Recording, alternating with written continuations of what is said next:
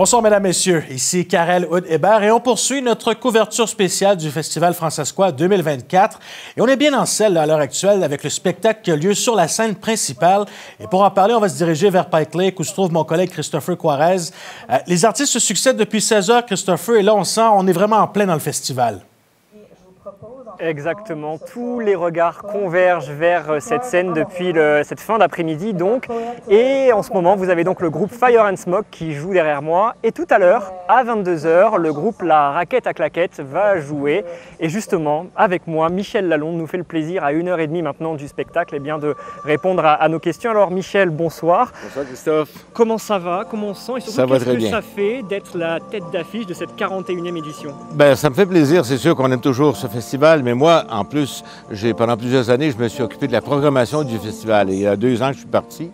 Donc, de revenir, de voir tout ce beau monde, puis de faire partie en tant qu'invité, ben, c'est vraiment la cerise sur le gâteau. Alors, on vous a vu vous faufiler tout à l'heure entre les scènes. Vous avez notamment rendu un hommage à Jean-Pierre Ferland. Pourquoi cet hommage?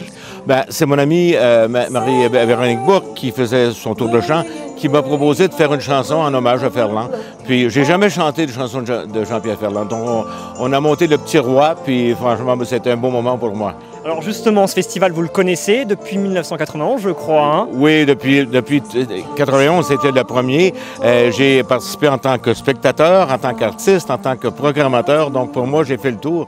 Puis, il y a un renouveau. On sent vraiment une belle énergie. Puis, c'est ça, puis le beau temps est là, donc on ne peut pas demander mieux. Et qu'est-ce que ça vous fait, justement, de voir cette jeune génération prendre le relais? Bien, quand on a travaillé pendant plusieurs années à essayer de créer, construire quelque chose et qu'on repart, on a toujours peur en revenant que ça ait tombé. Mais au contraire, je trouve qu'il y a une belle nouvelle énergie.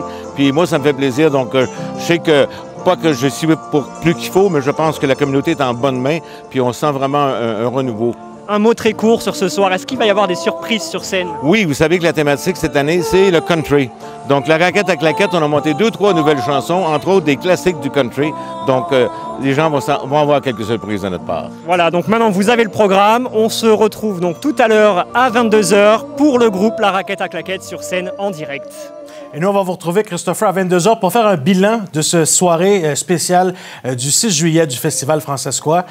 Et là-dessus, mesdames, messieurs, c'est ça qui met fin à ce bulletin d'information. Ici, Karel Hébert, au nom de toute l'équipe, je vous remercie d'avoir été des nôtres. On va se retrouver encore à 2 reprises. Nous, la prochaine fois, ce sera vers 21h30 environ. Et ensuite de ça, on va faire le clou de la soirée à 22 h, vraiment mettre un terme à ce Festival Francescois. D'ici là, passez une excellente soirée. Au revoir.